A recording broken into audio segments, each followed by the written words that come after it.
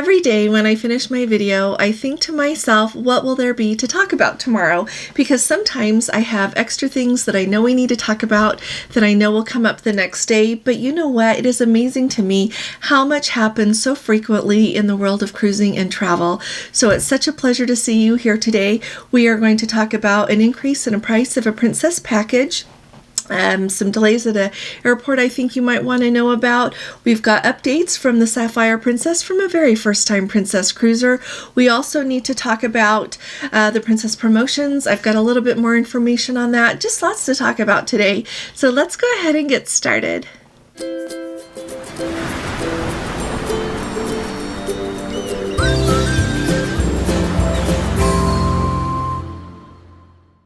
Hi there, this is Allison with Let's Go Travel Tips. Today is Thursday. It is September 28th of 2023, and only one more day. Tomorrow night at 9 p.m. our flight goes direct from Salt Lake City to Heathrow, and we are so excited. We've got so many fun things lined up to do on our trip, lots I want to share with you. So hit that subscribe button if you haven't, and come along with us. We're going to still share lots of updates about travel and cruising while we are on our trip, as well as some of the excursions that we do, what things are like on the ship. We're going to be driving around England for a few days, and so we'll just take you along with us for all of that. Also, if you appreciate these updates, would you please give this video a thumbs up? Amazingly, that really does help us with YouTube and the algorithm, the way it offers videos to new people. Alrighty, let's start off talking about a couple of things with travel that is really widespread, and you don't have to be traveling just because you're going to go on a cruise, but all of you who are here with me for a cruise, here's a few updates for you. So first of all, we've got that impending government shutdown here in the United States. When that happens, just to make you aware of how that works, the airport workers are considered essential workers, so they continue to work. So the TSA, who handles security, the air traffic controllers, they continue to work, and so theoretically flights will continue to go. The really hard part is that they continue to work, but they do not get paid until that spending bill is in place and the shutdown is over. So the last time that we had trouble with this, it was a couple of years ago now, it ended up having to cancel flights because sometimes you would not have near as many TSA workers or air traffic controllers come to work because they were either working another job to actually be able to have money to pay their bills, or they just weren't coming. And so with that knowledge, you might have long lines for security if they're low on TSA workers, and like I said, flights might be canceled. That is scheduled to start on October 1st if an agreement about spending is not reached. So I'll keep you up to date on that. I'm really grateful that our flight goes on September 29th. So we will already be over in England. Our cruise is round trip out of Southampton, but I hope that everything is resolved by the time we're ready to come back. I actually hope it's resolved even before it starts so that it doesn't impact people, because it impacts so many people when those things happen. But wanted to put that on your radar. The next thing to know about is Gatwick. Now, when you fly into London, there are two airports. Heathrow is the largest airport, but Gatwick is a big player in travel into that region as well, and they are having to cut down the number of flights that they are allowing into Gatwick and out of Gatwick because there is a shortage of air traffic controllers right now due to COVID. So the last report that I read said there are going to be around 185 flights that are going to be allowed on, I'm not sure if it's Saturday or over the whole weekend. So if you've got a flight into or out of Gatwick, just be prepared, keep an eye on updates, and make sure that when you look at your app on your phone for whatever airline you are flying on, that you have your notifications turned on, because that is really important. That way they will just send updates straight to your phone, so if there are cancellations or delays, you'll know right away rather than waiting until you get to the airport to find out. Or if you remember to check your email, sometimes there's a lot going on and you could forget to do that and miss something. So there's some things to keep in mind when you think about that. Now, yesterday I mentioned really quick about that phone call that we had gotten from Princess saying that we owed money. And a couple of things about that. First of all, I really appreciate all of your very thoughtful comments. All of you shared wonderful information, and I really very much appreciate it. The other thing that goes along with that is the fact that I just want to say I answer my phone because I want to make sure that I take good care of anyone that I have booked a cruise for. So I want you to feel like you can get a hold of me. If you ever don't reach me, I pay attention. I call you back. But also, in addition to that, Carrie's a Let's Go family member. He comments on videos sometimes and over on Facebook, and he mentioned that we put out information so people know where we are going, and surely they do know where we're going. Along with that, I do try to be really careful about very specific information. I don't tell what our cruise cabin is on the ship. I try to be really careful. These people that called knew our booking number, which kind of set me off a little bit. So either we'll hear more from Princess that we owe money, or else somebody got our booking number somehow. That's the part that threw me off. People just didn't have to know we went on a cruise. They had to have our booking number to make that phone call. And then, so I wanted to put that out there. So let me know if any of you get any other calls like that, and be very wise. I never pay anything over the phone with a credit card. I never give anybody information. I just don't, unless I know who I'm talking to, right? If I'm talking to a very specific person, I know what's going on, then I do, but not just because somebody calls me and says that I owe them money. Alrighty. Now, really big news here. This is really big, and it is not showing up on the Princess website yet. I looked right before I did this video just in case it had updated in the last little bit. It looks like the Princess Plus package is going to be $65. Now, I do not know when that change is going to go into effect. The way that I found out about it is a few people have emailed me that they've seen that here and there, but then I would look at the Princess website and it would still say $60, and I'd be like, you know, something must be wrong in some system somewhere or in some posting. But then we have a Let's Go family member who was kind enough to post on our Facebook group, and so kind to also a couple of you to send me the flyers that you had received in the mail that says you're going to love this value. It is clearly a flyer from Princess. It says overall savings more than 65%, talks about the plus package here. Gordon's putting this up on the screen for me. $65 per guest, per day per guest. So I don't know when we are going to look at this coming out. When I read through all of the terms and conditions here, which I have done a couple of times, I don't see a date that this is going to go into effect. It says when you talk about upgrading, $65 per guest per day. It says guests who booked the Plus before December 14th of 2022 will receive that original package. We've been through that lots of times. So I'm going to have Gordon link my email. I'm going to have Gordon link my video where I talked to you when those changes first came out, and the following video as we got more information in, so that you really know what to expect based on when you booked your cruise, what you're going to get based on when you booked, with what you're going to get with the Plus package, okay? But it looks like it's going up to $65 a day. If anyone has, anyone else received these, let us know.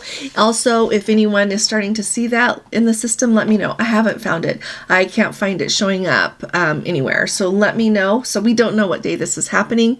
And Gordon said to me, he's like, you know what? Maybe they printed out. No, somebody had commented and said, you know what? Maybe this was a typo, and they went ahead and mailed it anyway.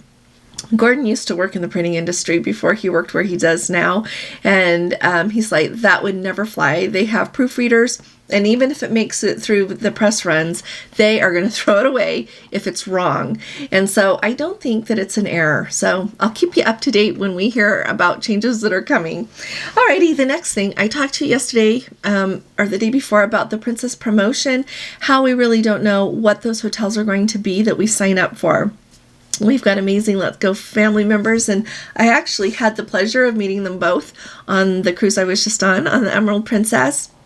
And they went ahead and bought 2 of the packages based on the cruises that they wanted to take. And he was kind enough to let me know what the hotels looked like and how it worked for them. And he noted in his email to me that, you know what, mileage may vary, as he said.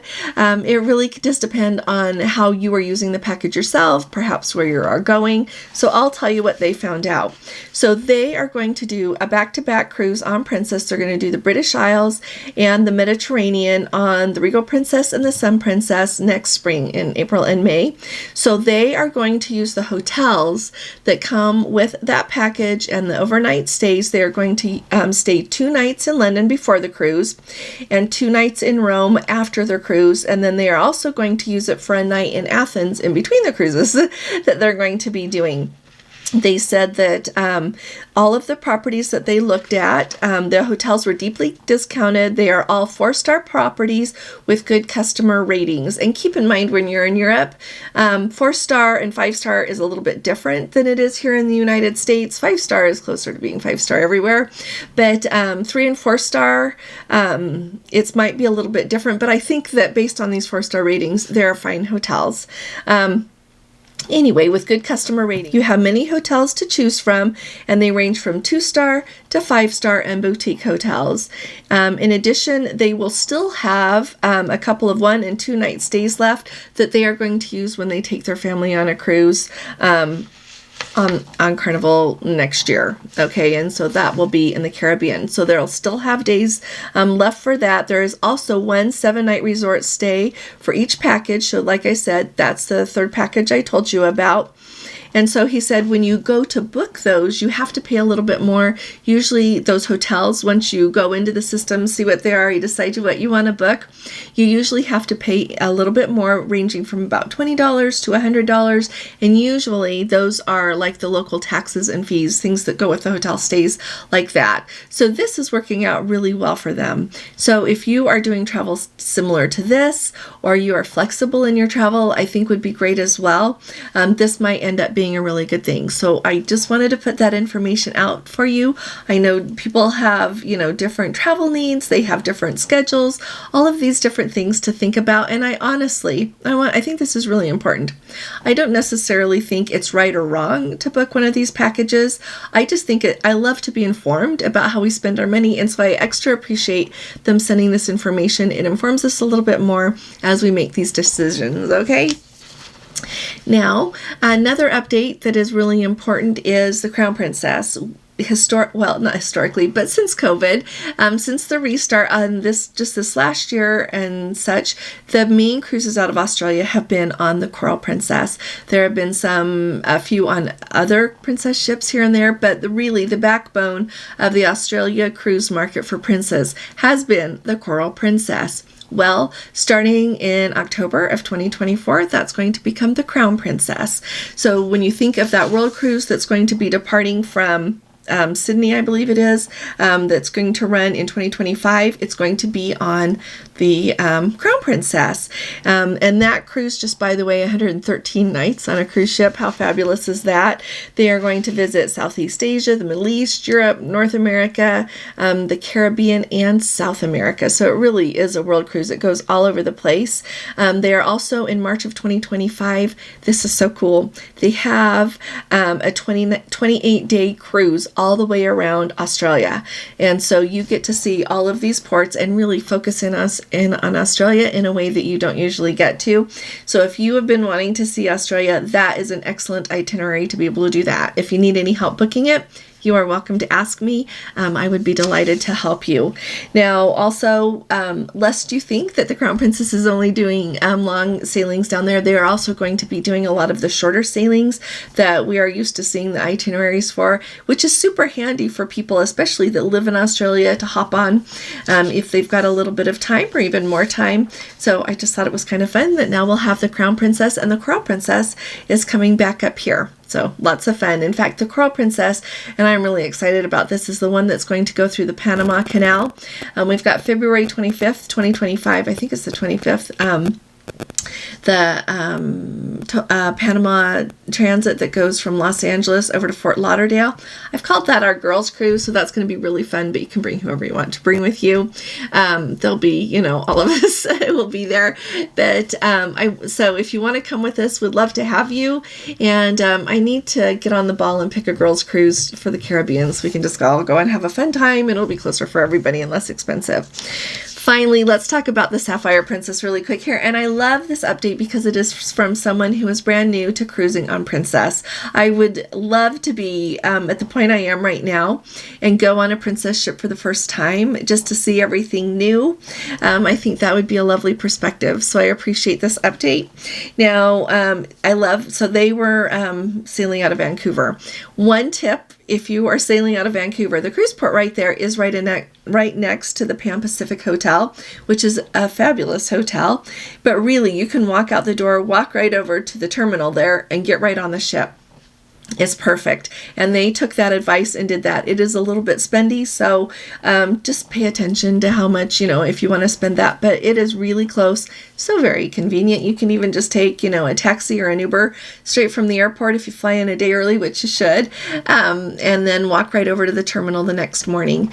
Now, they said that from when they arrived there to the terminal to sitting down and having a drink and pizza was 1 hour, so that went really smoothly. He said medallion delivery was very fast when they ordered a drink on their app, so that worked really good. They had talked to a couple of crew members already, and they were very friendly. The line for everything that they had to take care of went really fast. They didn't even see a separation like the difference for the green lane and the blue lane. It went really fast. There were 2 ships in port that day, and everything still went really smoothly. Said that they're a happy cruiser so far, and yeah, so that just makes me happy. I know that some things unexpected happen sometimes, and you have to stand back and decide. Sometimes unfortunate things happen everywhere. You have to weed out what happens with what you really enjoy, and I really look forward to hearing more from those of you who are new, and I would love to hear, if you go on your first cruise with Princess, what do you wish you would have known? For me to say that, that's a really different thing because I have been on so many cruises with Princess and other cruise lines. My list of that would probably, I'm sure, would be very different from someone who really just went on Princess the first time and what they wish they knew. That would really help me. I am working on my video of what I think everybody needs to know the very first time they not only go on a cruise, but the first time they go on a Princess cruise. So if you wouldn't mind putting that in the comments, that would really help me out a lot, as well as those of you who are seasoned cruisers. Put down there what you think we need to make sure that everyone knows, and that will help us out. Let me know if you are flying into Gatwick, if you've got flights you're worried about with the government shutdown, just anything that you would like to comment on that would help all of us. I would really appreciate it. And I will be talking to you all again really soon. You all take really good care. God bless you. Love you. Bye-bye.